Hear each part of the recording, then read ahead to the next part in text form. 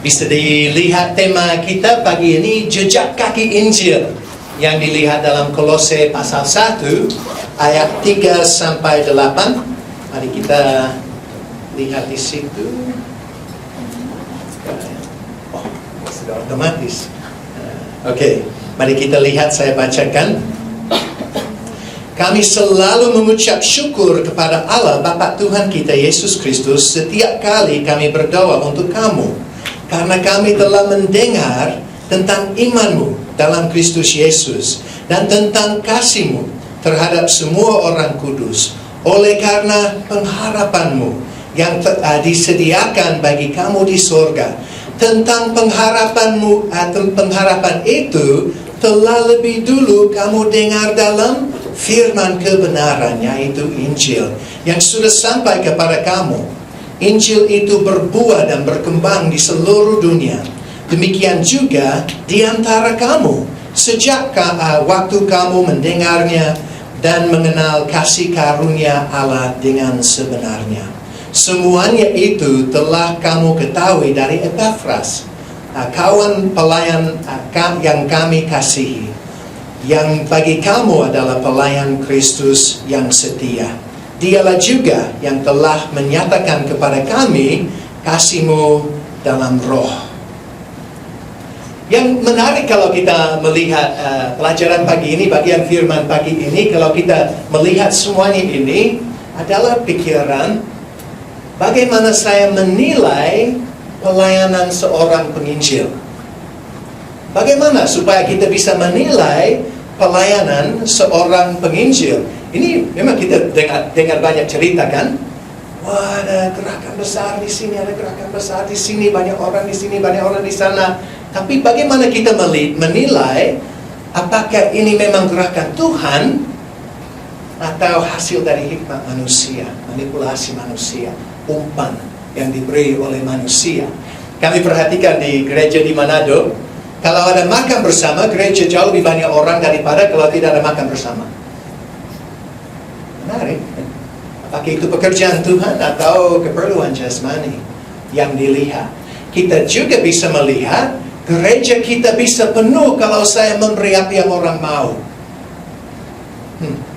2 Timotius 4 berkata bahwa itu pada zaman akhir orang hanya mau mengikuti pengajar-pengajar yang menggelikan telinga, yang mengatakan apa yang kita mau dengar, ya kan? Mungkin kita bisa kembangkan musik yang luar biasa sehingga setiap hari Minggu rasanya seperti konser, ya kan? Wah, pasti banyak orang datang. Tapi apakah Tuhan bekerja di dalam hati mereka? Apakah kita bisa menilai bahwa itu benar? Jadi ini menolong kita melihat bagian ini, karena Paulus belum pernah bertemu dengan orang-orang Kolose ini. Belum pernah. Menarik. Tapi dia mendengar sesuatu yang sudah terjadi. Dia ada Epafras yang dia datang kepada Paulus, bercerita mengenai gereja ini dan menyatakan bahwa ada iman muncul dalam hati mereka, ada kasih muncul dalam hati mereka, ada pengharapan muncul dalam hati mereka. Dan Paulus tersenyum. Dia bersyukur kepada Allah. Kenapa? Karena dia tahu bahwa Allah sedang bekerja di antara mereka. Itu benar-benar Allah yang melakukan hal itu. Dan dengan demikian jelas bahwa Injil yang benar disampaikan dan orang diselamatkan. Ini yang kita lihat di sini. Dan kita akan melihat dalam bagian ini. Ini terlalu cepat, saya belum finish. Apabila Injil diberitakan dengan tepat, hasilnya akan mencolok, yaitu jejak-jejaknya dilihat. Jejak sidik jarinya Tuhan dilihat dalam hidup orang, dan Allah akan dimuliakan. Kita akan bersyukur kalau begitu. Nah, kalau kita melihat bagian ini, kita akan melihat 4 bagian di dalamnya. Tidak berarti bahwa khotbah 2 jam. Yang pertama, kalau kita melihat Injil, pentingnya Injil ini, Injil menghasilkan buah. Kita akan melihat hal itu. Injil juga memancar luas sampai di ujung bumi. Yang ketiga, Injil menyatakan kasih karunia Allah. Dan yang keempat, Injil menyebar karena pemberita yang setia. Jadi itu yang kita lihat. Mari kita lihat ciri khas pertama. Injil ini menghasilkan, ini maaf, oke saya siap dilayani. Oke. Jadi yang pertama, kita melihat bagian ini, ayat 3 sampai 6. Boleh dilihat bahwa secara gramatis, iman dan kasihmu itu muncul karena pengharapan. Kasihmu terhadap semua orang kudus oleh karena. Jadi muncul karena pengharapan. Dan pengharapan itu muncul karena Injil.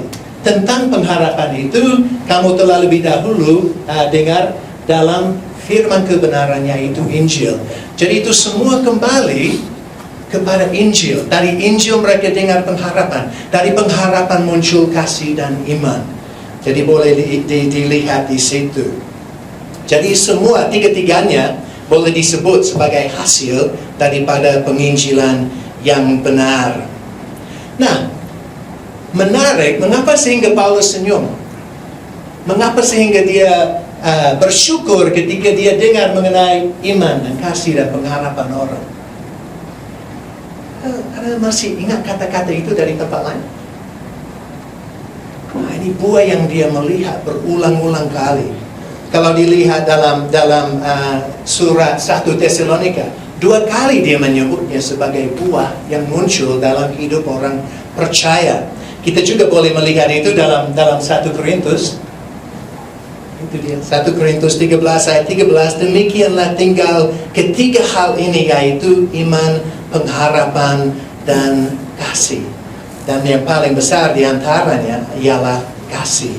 Jadi kita tahu mengapa sehingga dia mendengar itu dan dia simpulkan, ada hidup rohani. Ada hidup rohani.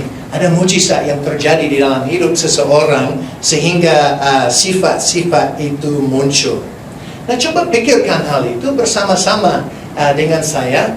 Apakah iman, kasih, dan pengharapan terjadi secara alamiah di dalam hati orang yang belum mengenal Kristus? Menarik ya. Mari kita pikirkan iman. Dalam firman Tuhan seperti kita pernah lihat, kita disebut mati rohani. Tidak mau menyembah Allah, kita lihat itu. Tidak mau datang kepada Kristus, nanti kita akan perhatikan itu. Membenci terang Allah, dalam Yohanes pasal 3. Kita membenci terang Allah. Dan Roma pasal 3 ayat 11 memberi kesimpulan, tidak ada seorang pun yang mencari Allah. Jadi secara alamiah kita adalah makhluk yang cenderung menolak Allah, menolak Dia. Mengenai tingkah laku kita, apakah kasih itu sesuatu yang langsung muncul? Nanti saya uraikan. Tetapi kalau kita melihat cara firman Tuhan menjelaskan kelakuan atau tingkah laku orang yang belum percaya, kita lihat itu dalam Galatia pasal 5, di mana dibicarakan buah kedagingan. Buah kedagingan. Dan buah kedagingan Paulus menyebut sebagai ini: perselisihan, iri hati, amarah, kepentingan diri sendiri, percideraan, roh pemecah, kedengkian. Ya, kita tidak mengasihi satu sama lain secara alami. Dan kita juga melihat menyangkut pengharapan dalam Efesus pasal 2 ayat 12, bahwa orang yang di luar Kristus disebut tanpa pengharapan dan tanpa Allah dalam dunia ini. Jadi kalau kita melihat ketiga sifat ini muncul di dalam diri seseorang, mujizat itu nyata. Allah sedang berkarya di situ. Mari kita pikirkan buah pertama. Buah pertama di situ yaitu iman. Nah, iman sebagai buah pemberitaan Injil cukup masuk akal dari sisi kronologis. Dari sisi kronologis, karena itu menjadi paling cepat menjadi hasil dari pemberitaan Injil yang benar. Roma pasal 10 ayat 17. Boleh dilihat di situ. Berkata, iman timbul dari pendengaran, dan pendengaran oleh firman Kristus. Nah, kita perlu memikirkan itu timbulnya dari mana? Timbulnya dari mana? Apakah itu sesuatu yang langsung meluap dari hati manusia? Atau Allah bekerja di dalam kita? Allah yang anugerahkan iman, Allah yang membukakan mata kita supaya kita mampu percaya kepada Dia. Hal ini menjadi jelas dalam bagian berikut yang kita lihat dalam Yohanes pasal 6. Coba perhatikan bahasa yang digunakan. Dan ingat, Kristus sedang mengajar orang-orang ini dan mereka menolak Dia. Mereka menolak Dia. Mereka cari makanan, bukan Dia. Ya kan? Dan Dia berkata, ini masalahnya, tidak ada seorang pun yang dapat datang kepadaku jikalau ia tidak ditarik oleh Bapa yang mengutus aku, dan ia akan kubangkitkan pada hari akhir. Tidak mampu dia. Dalam ayat 65 berbunyi begini, lalu ia berkata, sebab itu telah kukatakan kepadamu, tidak ada seorang pun dapat datang kepadaku kalau Bapa tidak mengaruniakannya kepadanya. Ini menarik kalau kita melihat kata dapat, itu kata dunamai. Dunamai. Tidak punya kekuatan di dalam dirinya. Tidak punya kesanggupan, kebisaan, kedapatan. Dia tidak mampu untuk datang kepada Kristus kecuali Allah yang bertindak. Kecuali Allah yang menarik hatinya. Kecuali Allah menganugerahkan itu kepada dia.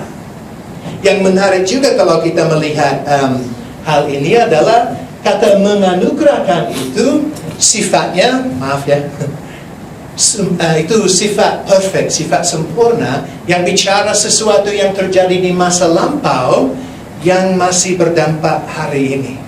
Sesuatu yang terjadi di masa lampau yang masih berdampak hari ini. Apa yang terjadi di masa lampau? Allah menganugerahkan supaya orang itu diberi iman di masa lampau sehingga sekarang dia percaya. Ya kan? Jadi ini penting sekali. Kita tidak mampu percaya kepada Dia kecuali Allah membuka mata kita. Allah memberi hati yang baru kepada kita dan keinginan yang baru kepada kita. Itu karya Dia.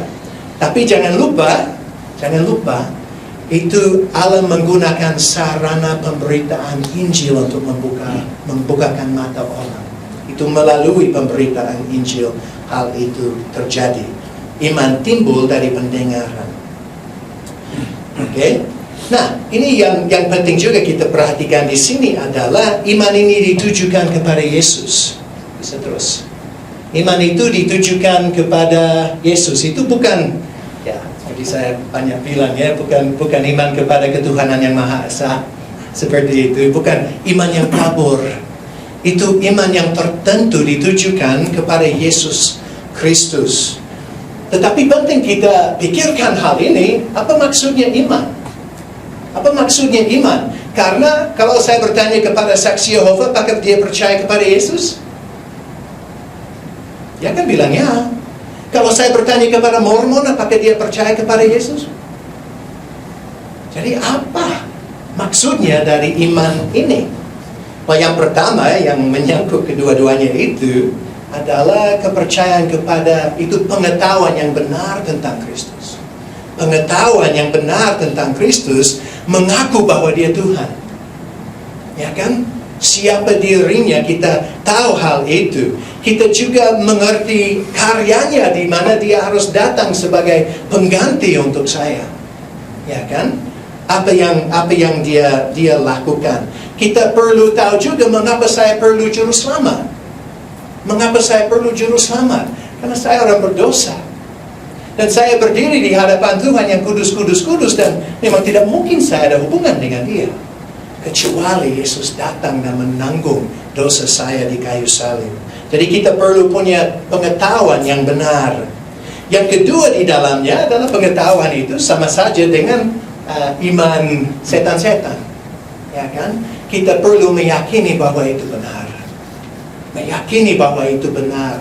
Ya, Kristus adalah Tuhan. Ya, saya orang berdosa. Ya, Dia jalan satu-satunya untuk saya selamat. Saya perlu meyakini hal itu. Tapi itu masih iman setan-setan. Mereka tahu semuanya itu juga. Mereka yakini semuanya itu. Yang terakhir yang tidak ada pada mereka adalah mengandalkan Dia. Mengandalkan Dia. Datang kepadanya dan berkata, Tuhan, saya tidak bisa sendiri. Saya tidak bisa memperbaiki diri saya. Yang saya melihat kejahatan terus, kesalahan terus, dan saya tidak bisa selamat kecuali saya berpegang kepada Engkau. Dan percaya kepada Engkau, dan saya yakin bahwa Engkau akan menyelamatkan saya. Tolonglah Tuhan. Itulah iman. Kalau saudara punya iman seperti itu, saudara boleh yakin bahwa saudara sudah selamat. Tidak ada langkah lain yang menyelamatkan. Kita diselamatkan melalui iman. Melalui iman. Puji Tuhan. Buah yang kedua yang kita lihat sebagai hasil pemberitaan Injil yang tepat adalah kasih. Nah, ini menarik bagi saya. Karena ketika Allah memberi hati yang baru kepada kita, Dia membentuk kita menjadi makin seperti Dia. Dan Allah adalah kasih. Allah adalah kasih. Jadi Dia mengubahkan kita menjadi makin lama makin seperti Dia. Ini sesuatu yang muncul di hati kita. Ya kan? Ini menarik juga. Kalau kita pikirkan semua ciri khas yang bisa menandai orang percaya, ini yang selalu muncul. Soal kasih yang tidak boleh tidak ada pada diri kita dalam hidup kita. Nah, kita perlu memikirkan hal ini dengan jelas. Karena semua orang di dunia ini memang bisa mengasihi orang. Orang yang belum percaya mengasihi anaknya, mengasihi suaminya, istrinya, orang tuanya. Memang bisa terjadi. Itu sebagian dari gambar dan rupa Allah yang masih terletak kepada manusia, di mana itu masih berwujud, dan puji Tuhan, itu belum dihapus. Walaupun gambar dan rupa manusia itu sudah tercemar, sudah terbengkok, begitu, Allah masih mengizinkan kita saling mengasihi. Tetapi itu bukan kasih seperti itu yang dimaksudkan dalam bagian ini. Karena itu disebut kasihmu terhadap semua orang kudus. Semua orang kudus. Nah, saya tidak suruh saudara lihat kiri kananmu. Ini tidak mudah. Ini menjadi tantangan, kan? Di mana kita punya rasa pahit di hati terhadap orang lain yang percaya. Kita saling menyinggung, kita saling mengecewakan. Tetapi kasih kepada semua orang kudus itu buah dari Roh. Itu tanda bahwa Allah bekerja di antara kita. Kita mengasihi seperti Allah mengasihi. Dan itu bukan karena kita baik. Itu karena Allah sudah mengubahkan hati kita. Nah, ini penting kita pikirkan hal itu. Memang itu bukan hal yang otomatis, tapi Allah memberi kemampuan itu kepada kita. Dia memberi kerinduan itu kepada kita, sehingga kita mengasihi bahkan musuh kita. Ini sesuatu yang datangnya dari Allah. Ini kesadaran saya ketika saya pertama menjadi percaya. Saudara yang mengenal saya sekarang mungkin tidak sangka, ya. Sebelum saya percaya, saya bully. Saya banyak membuli orang Kristen karena mereka lemah. Itu hati pengecut pada orang bully, ya. Menganiaya orang. Dan saya ingat waktu saya percaya, dan betapa luar biasa kasih orang Kristen kepada saya yang merangkul diri saya. Walaupun saya sangat tidak layak. Saya ingat satu orang yang dia menjadi sasaran dari saya dulu. Dia datang kepada saya dan bilang, saya begitu bersyukur Bapak menjadi percaya. Karena itu menunjukkan betapa besar kuasa Allah untuk melakukan hal itu. Dan dia mengasihi. Wow. Ini sesuatu yang sangat berdampak kepada diri saya, membuat saya sangat terharu. Dan ini harus dilihat sebagai hasil dari Injil. Hasil dari keselamatan yang benar yang terjadi apabila kita percaya Injil. Kita lihat ini dalam 1 Yohanes 4, 7 dan 8. Saudara-saudaraku yang kekasih, marilah kita saling mengasihi. Sebab kasih itu berasal dari Allah, dan setiap orang yang mengasihi lahir dari Allah dan mengenal Allah. Nah ini, barang siapa tidak mengasihi, ia tidak mengenal Allah, sebab Allah adalah kasih. Wow. Kasih ini dan kemampuan ini muncul di dalam diri kita saat kita lahir baru. Ini sesuatu yang Roh Kudus kerjakan, membentuk kita menjadi makin seperti Kristus. Jadi kita lihat itu dalam ayat 8, dari bagian kita disebut kasihmu di dalam roh. Dia yang mengerjakan itu. Kita melihat buah roh yang utama. Buah roh ialah kasih yang terutama di situ. Nah, seperti saya katakan tadi, itu bukan sesuatu yang otomatis di mana Allah memaksa saudara untuk mengasihi. Itu muncul alami. Allah memberi kemampuan kepada kita, kemauan kepada kita. Tapi kadang-kadang kita mencegahkan roh Allah karena kita terus mengingat dosa orang, terus mengingat kesalahan orang, dan itu membuat tumpul kasih kita kepada orang lain. Nah, kalau kita bertobat, dan saya pernah buat ini, bertobat dan berkata saya akan mengasihi seperti Yesus mengasihi, sehingga saya mengasihi orang yang berdosa. Ya kan? Bertobat tentang hal itu, kasih itu muncul lagi. Seolah-olah sumbat sudah dicabut. Ya kan? Jadi ini penting. Jangan memberi alasan kepada dirimu, saya tidak mampu. Saudara sudah mampu. Tapi ampunilah orang. Ampunilah orang dan saudara akan mengasihi terus. Satu lagi hal tentang kasih yang menunjukkan bahwa itu hasil dari Injil adalah apabila kita melihat Injil, melihat kebenaran Injil, kita melihat apa? Kita melihat kasih sejati. Kasih sejati Allah kepada kita saat kita masih berdosa. Allah mengutus anaknya untuk mati di kayu salib mengganti kita.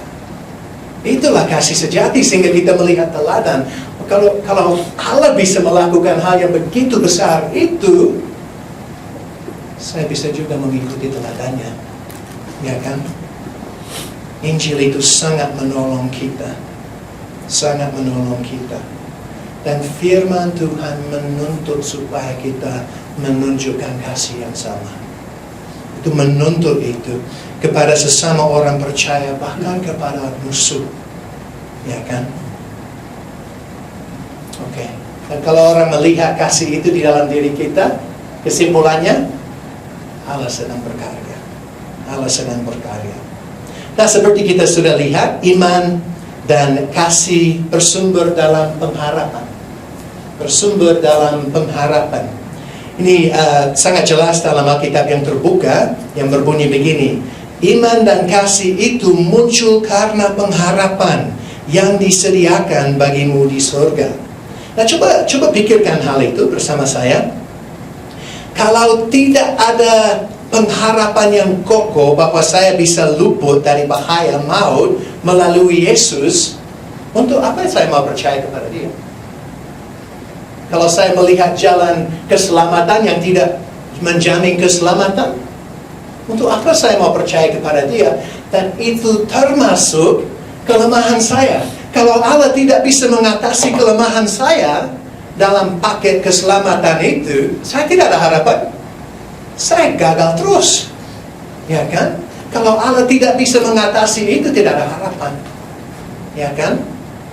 Saya ingat waktu lalu saya di Maluku, di Kaliabu, dan buat kunjungan di sana, dan semua kapal batal. Jadi satu hari ada satu Pak Haji yang punya kapal kopra kecil, yang satu mesinnya sudah rusak. Jadi hanya ada satu mesinnya, kecil sekali itu. Dan kami harus bangun subuh untuk masuk di sana, dan saya lupa perbedaan waktu antara Maluku dengan Manado. Jadi saya bangun terlalu pagi, hampir tidak tidur. Datang ke tempat itu, semua masuk ke dalam. Saya tidak bisa berdiri, itu mungkin atapnya begini. Jadi saya seperti lipat kaki duduk di dalamnya. Di tengah malam saya tidak bisa tidur, jadi saya keluar dan tidur di atas. Dan saya ada kasur angin, ya, kasur angin di situ. Lalu saya terbangun mungkin jam 10 pagi, sudah hangus kulit saya. Kasihan orang barat ya, hangus kulit saya, memang merah sekali begitu. Jadi saya kempeskan kasur angin dan saya menutup diri seperti ini. Nah, sementara jalan itu arus melawan dan kapal Kopra ini dia hanya ada satu mesin, jadi dia tetap di tempat yang sama. Tapi makin dia tidak maju, makin dekat pada batu-batu, makin dekat pada pantai. Dan saya lihat pantai itu, saya pikir, oh, untung saya bisa berenang. Ya kan, akan ada masalah. Jadi coba bayangkan, saya ada kasur angin, saya mulai lihat kiri kanan, berapa orang yang bisa muat di dan puji Tuhan kami sampai di Banggai dengan aman. Tapi kadang-kadang saya dengar perkataan orang Kristen seolah-olah itu pengharapan mereka. Oh ya, saya percaya kepada Yesus, tapi mungkin tidak cukup. Harus isi dengan ini, dan ini, dan kalau saya tidak, ya kan? Tidak ada pengharapan yang kokoh. Apakah itu pengalaman saudara? Kalau memikirkan hatimu, memikirkan dirimu, ya percaya kepada Yesus, tapi masih takut, masih takut dibuang. Menarik ya. Kalau kita memikirkan kasih, kalau saya tidak punya pengharapan bahwa akan ada waktu di surga di mana Kristus akan memberi upah kepada saya untuk semua pengorbanan yang saya buat bagi orang lain. Kalau pengharapan itu tidak kokoh, saya tidak akan berkorban sedikit pun untuk orang lain. Pengharapan itu sangat penting.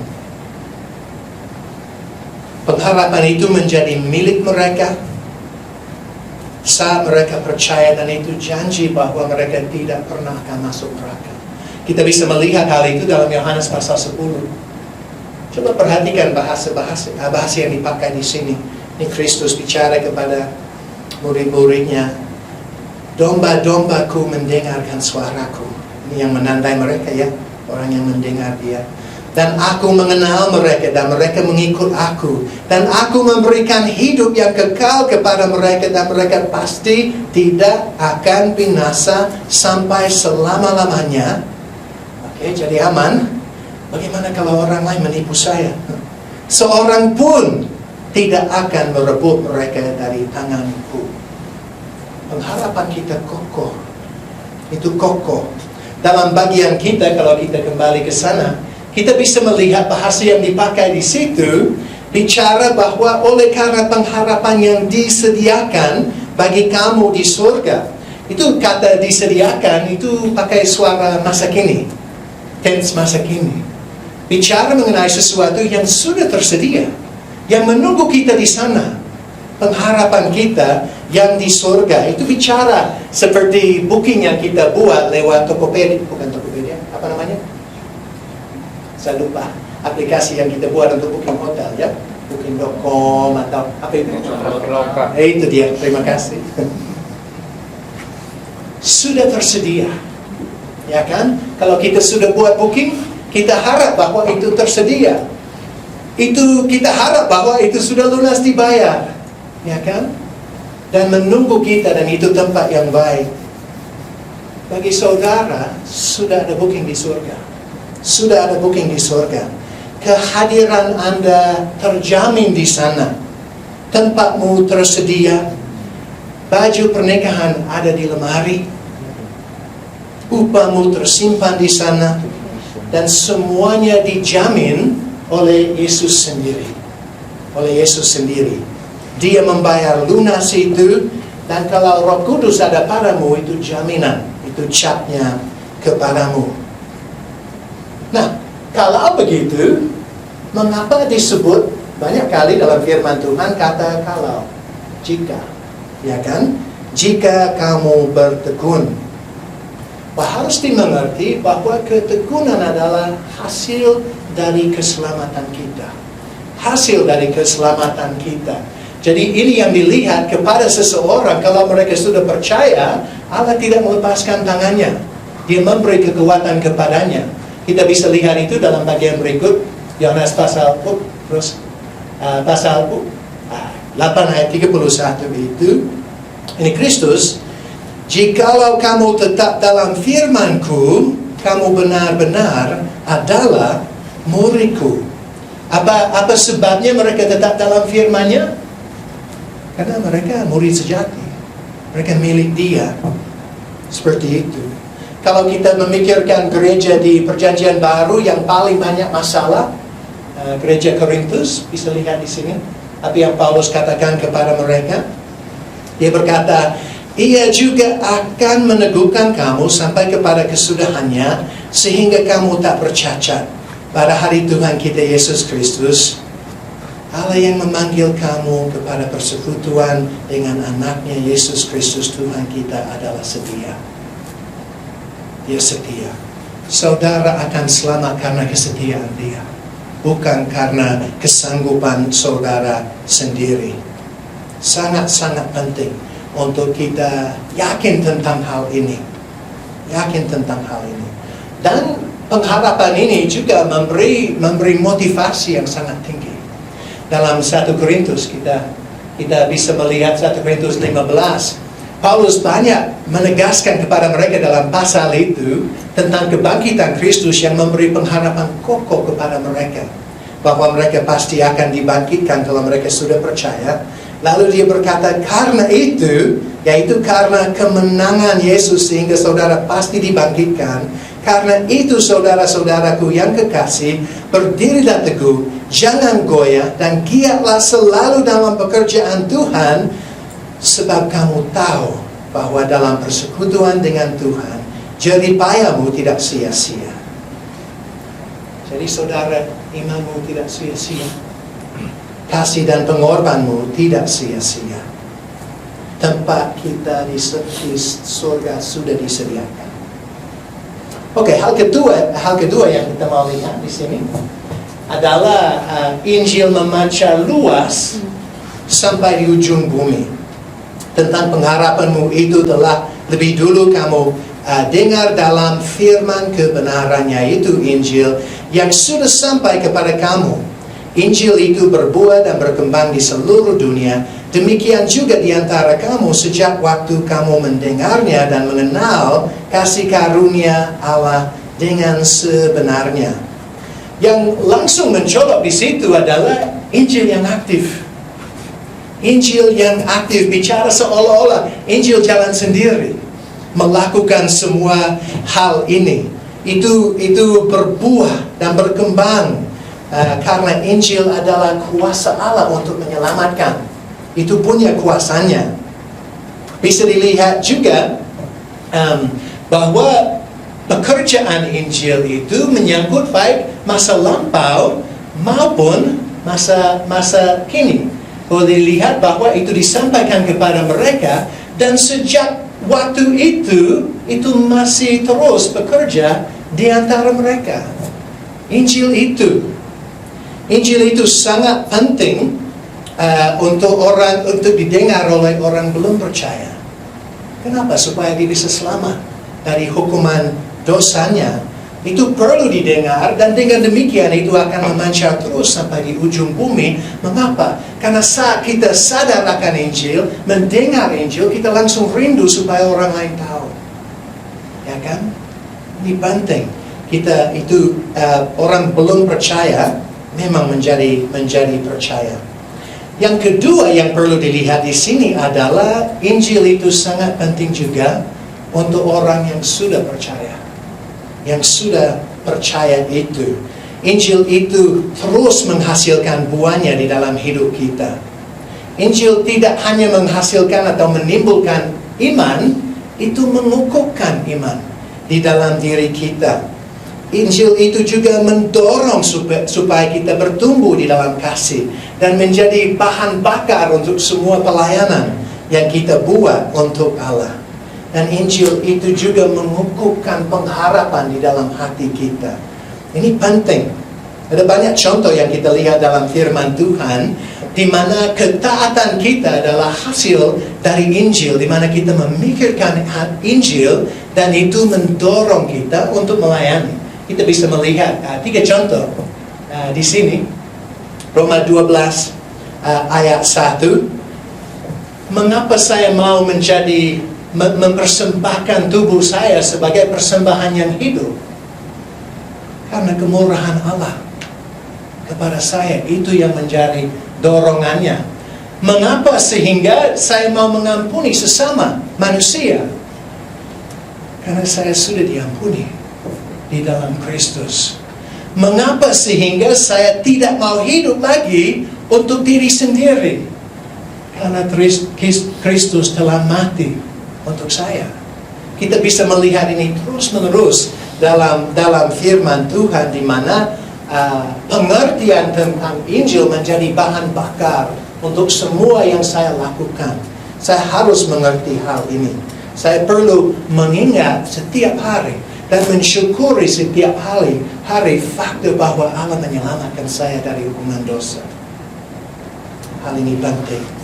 Dan kita melihat juga bahwa Paulus menganggap Kristus sebagai pusat dari segala sesuatu yang dia lakukan dalam pelayanannya. Kita bisa melihat itu dalam Kolose pasal 1 ayat 28. Coba perhatikan, dan memang terjemahan dalam TB sangat baik di sini.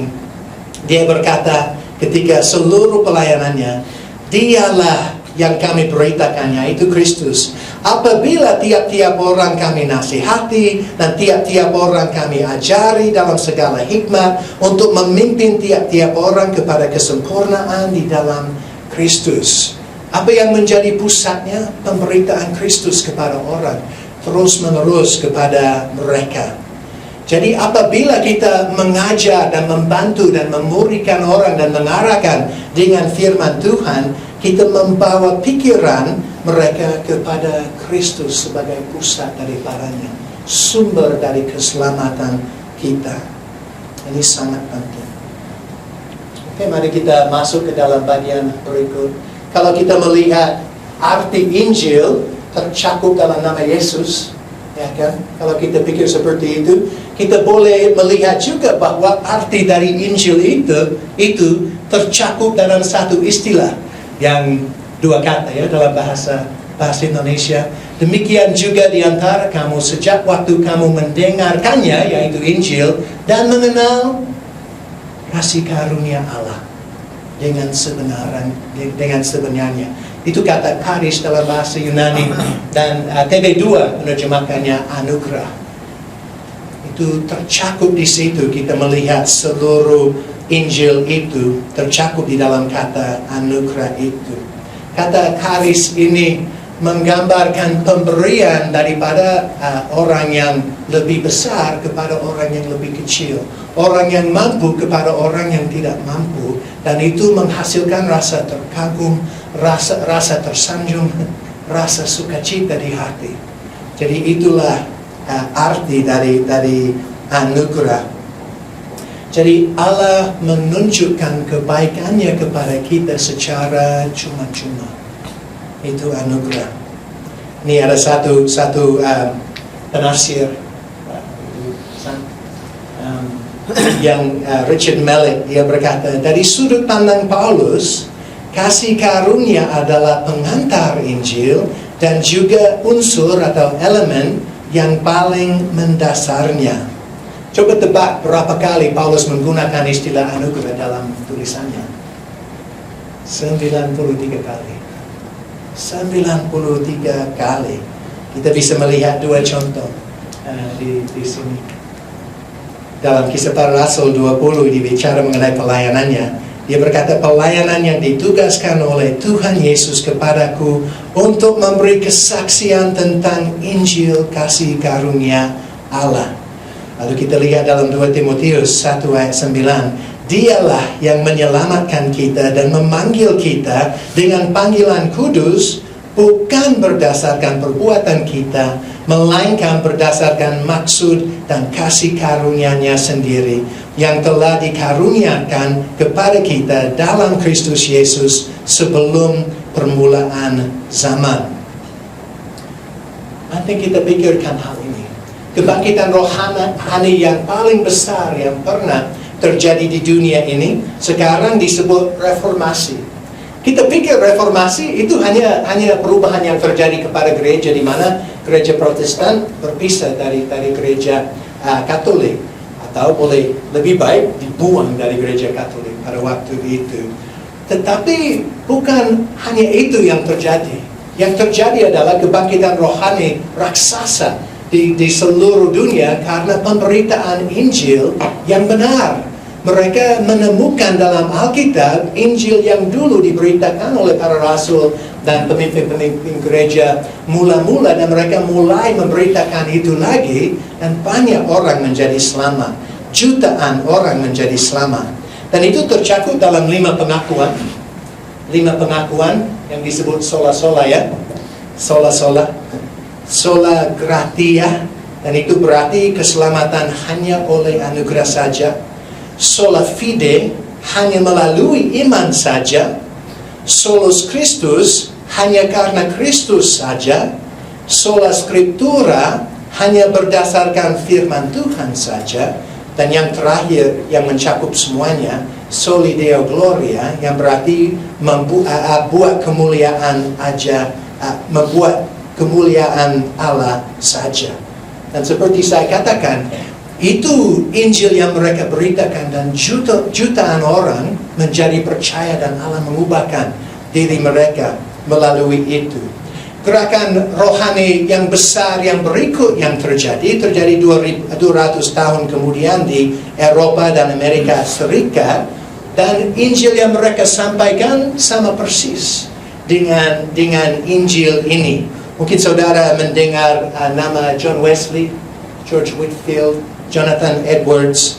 Mereka yang giat di dalamnya, dan saya tidak akan baca sekarang, ada kutipan yang panjang-panjang mengenai Jonathan Edwards. Dia hidup di abad yang ke-18, dan dia melayani di satu kota namanya Northampton, itu desa. Dan dia terganggu sekali ketika dia masuk di gerejanya, karena rupanya jemaatnya belum percaya, belum lahir baru. Ada banyak masalah amoral di antara mereka, dan secara khusus di antara pemuda-pemuda. Nah, kalau saudara seorang hamba Tuhan mau buat apa di sana? Kita buat KKR, ya, supaya dengan mereka. Coba tebak apa yang dilakukan oleh Jonathan Edwards. Dia mengajar satu seri berkhotbah tentang keselamatan berdasarkan anugerah saja, karena iman saja kepada mereka, dan ribuan orang menjadi percaya. Penting kita pikirkan hal itu. Injil yang benar, Injil kasih karunia Allah, menyelamatkan orang, dan oleh karena itu mereka mulai berubah. Mulai rindu, taat kepada Tuhan. Masalahnya yang sering dilihat adalah orang sangka, tapi kalau mereka rasa itu gratis, tidak ada motivasi. Kalau mereka tidak takut-takut, tidak ada motivasi. Sehingga mereka menambah. Itu iman plus. Menarik, ya, kalau kita pikir mengenai surat Galatia.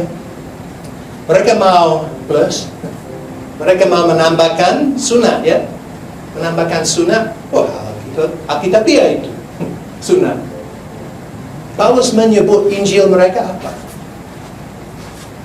Injil lain. Injil yang tidak menyelamatkan. Injil Paulus menyebut orang yang mengajar itu apa? Terkutuklah. 2 kali, terkutuklah. Kiranya mereka dibuang ke dalam neraka kalau mereka menambahkan satu perbuatan kepada Injil yang benar. Allah menyelamatkan kita semata-mata karena kasih karunia, semata-mata karena kita percaya kepada Dia. Lalu Dia memberi hati yang baru, yang rindu taat kepada Dia, dan itu menjadi tanda bahwa kita selamat melalui Kristus. Kalau begitu, apa yang menjadi motivasi kita? Kita sudah pernah melihat hal ini dalam 1 Korintus. Motivasi Paulus. Apakah Paulus cukup termotivasi? Cukup. sangat termotivasi. Ini motivasinya, tetapi karena kasih karunia Allah, aku adalah sebagaimana aku ada sekarang, dan kasih karunia yang dianugerahkannya kepadaku tidak sia-sia. Sebaliknya, aku telah bekerja lebih keras daripada mereka semua, tetapi bukannya aku, melainkan kasih karunia Allah yang menyertai aku. Alasan mengapa sehingga dia berubah? Kasih karunia. Alasan mengapa sehingga dia dipercayakan dengan pelayanan sebagai rasul? Kasih karunia. Alasan mengapa sehingga dia membanting tulang untuk Tuhan? Karena dia terkagum akan kasih karunia Allah. Alasan mengapa sehingga Allah berkenan memberkati pelayanannya dan memberi buah di dalamnya? Karena kasih karunia. Apakah saudara sama? Apakah saudara sudah sadar dan mengaku bahwa saudara diselamatkan hanya melalui anugerah saja, bukan karena perbuatanmu? Sangat-sangat penting. Yang terakhir yang kita mau lihat adalah Injil menyebar. Ini singkat ya. Injil menyebar karena pemberita yang setia. Dikatakan di situ, semuanya itu telah kamu ketahui dari Epafras, kawan pelayan yang kami kasihi, yang bagi kamu adalah pelayan Kristus yang setia. Dialah juga yang telah menyatakan kepada kami kasih-Mu dalam roh. Nah, kota Kolose masih ada di Turki sampai sekarang ini, tetapi itu disebut Asia pada zaman perjanjian baru. Dan kalau kita memikirkan cara Injil sampai di sana, bisa dilihat bagian berikut. Kita lihat itu dalam Kisah ayat 19, pasal 19 ayat 8 sampai 10 saya baca. Selama 3 bulan dia di Efesus ya. Paulus mengunjungi rumah ibadat di situ dan mengajar dengan berani. Oleh pemberitaannya, ia berusaha meyakinkan mereka tentang kerajaan Allah. Tetapi ada beberapa orang yang tegar hatinya, mereka tidak mau diyakinkan, malahan mengumpat jalan Tuhan di depan orang banyak. Karena itu Paulus meninggalkan mereka dan memisahkan murid-muridnya dari mereka. Dan setiap hari berbicara di ruang kuliah Tiranus. Hal ini dilakukannya 2 tahun lamanya, sehingga semua penduduk Asia mendengar firman Tuhan, baik orang Yahudi maupun orang Yunani. Nah, menurut sejarah, Paulus bekerja pada siang hari, dan saat orang tidur siang, pada waktu itu dia mengajar di rumah ibadat, di rumah ajaran Tiranus itu. Jadi sementara orang lain tidur, orang yang minat Injil mereka datang untuk diajar oleh Paulus, dan dengan demikian seluruh Asia dijangkau, termasuk Kolose. Nanti kita lihat peta. Jadi di tempat itu orang datang pada jam siang, jam tidur siang, untuk diajar, untuk dimuridkan. Dan salah satu dari mereka bernama Epafras, diajar pada waktu itu. Ternyata dia sudah cukup lama di Efesus karena menjadi begitu dekat di hati Paulus. Tetapi dia juga pulkam untuk memberitakan Injil. Nah, coba lihat peta ini. Kita bisa melihat Efesus di sini, Kolose 200 kilo. 200 kilo. Dan nanti kita lihat bahwa dia juga melayani jemaat di Laodikea dan Hierapolis. Seperti itu. Jadi orangnya gila. Dia siap membawa Injil ke tempat yang 200 kilo di situ. Nah, coba pikirkan ini. Kalau kita melihat keadaan Paulus pada waktu itu, kemungkinan besar dia ada di Roma, dan Epafras datang kepada dia, melawat dia di Roma, siap datang dari jauh untuk mengunjungi dia. Dan saya yakin bahwa dari satu sisi dia datang kepada Paulus untuk menghibur hati Paulus, tapi juga untuk banyak bertanya kepada dia. Bagaimana kalau ini? Bagaimana kalau ini? Bagaimana kalau ini? Dia mau mendalami ilmunya, pengetahuannya. Seperti itu. Kita juga melihat tentang Epafras dalam pasal 4.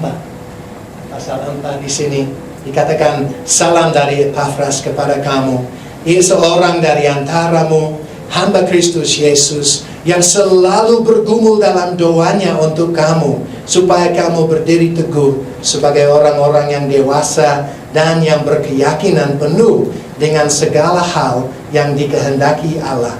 Sebab itu aku dapat memberi kesaksian tentang dia, bahwa ia sangat bersusah payah untuk kamu dan untuk mereka yang di Laodikia dan Hierapolis. Seperti itu. Jadi apa kesimpulan kita mengenai si Epafras ini? Ada beberapa ya. Tentang seorang pemberita Injil yang setia. Coba perhatikan semuanya ini. Yang pertama, dia menjunjung tinggi firman Tuhan. Saat orang lain tidur, dia mau belajar. Dia mau belajar. Kita bisa lihat bahwa dia siap berjalan jauh supaya dia bisa mendalami pengertiannya tentang firman Tuhan. Dan kita sudah melihat dalam bagian ini bahwa dia mengajar dengan benar Injil yang sudah dipercayakan kepadanya. Yang berikut yang kita lihat tentang dia, terus, satu lagi, dia rasa bertanggung jawab untuk jiwa orang. Dia rasa bertanggung jawab untuk jiwa orang. Dia datang kembali ke kampungnya dan beberapa kampung lain yang jauh sekali untuk mencari jiwa dan memberitakan Injil kepada mereka. Dia tentu membanting tulang dalam pelayanan. Dia juga memberi anugerah kepada mereka karena dia begitu peduli tentang mereka. Kita lihat dalam pasal 4 itu bahwa dia sungguh berdoa untuk mereka. Dan dia menjunjung tinggi mentornya di penjara sehingga dia siap datang dan memikirkan dia, menghibur hatinya. Nah, saudara mungkin bukan pendeta, jelas ya, bukan pendeta, bukan orang yang ditabiskan sebagai penginjil, sebagai misionaris. Tetapi saudara bisa memiliki hati ini. Bisa memiliki hati ini.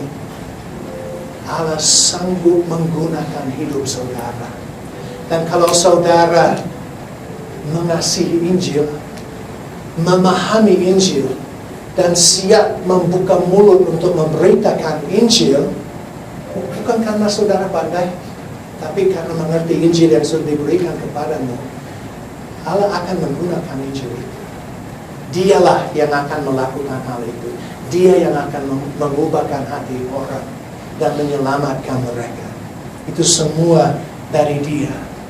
Dan saya yakin, saya akan melihat hidupmu di masa depan dan berpikir dan bersyukur kepada Allah.